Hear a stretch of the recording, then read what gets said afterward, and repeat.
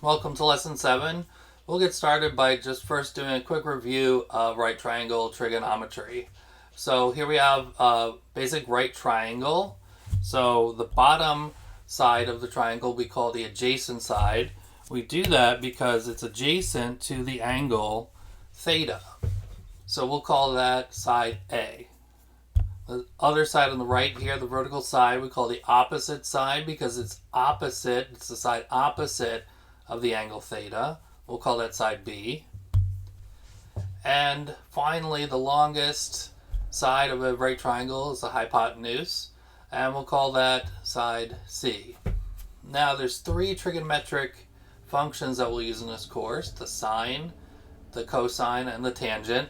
So for instance, the sine of an angle of a right triangle is defined as dividing the opposite side by the hypotenuse. So for this case, it would be dividing side B by side C.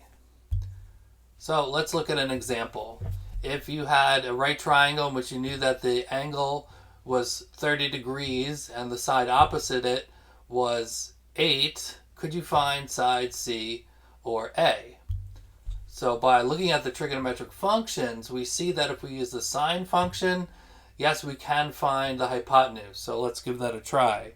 So the sine of 30 degrees is the opposite side, which is 8, over the hypotenuse C, which is what we're looking for.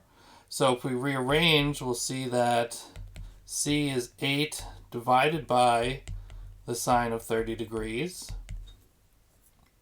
And the sine of 30 degrees is a nice one because it's a nice even 0.5. And 8 divided by 0.5 is 16. So the hypotenuse C is 16, and that makes sense because it's greater than 8, and the hypotenuse is always the longest side. So it does make sense, so it's a reasonable answer.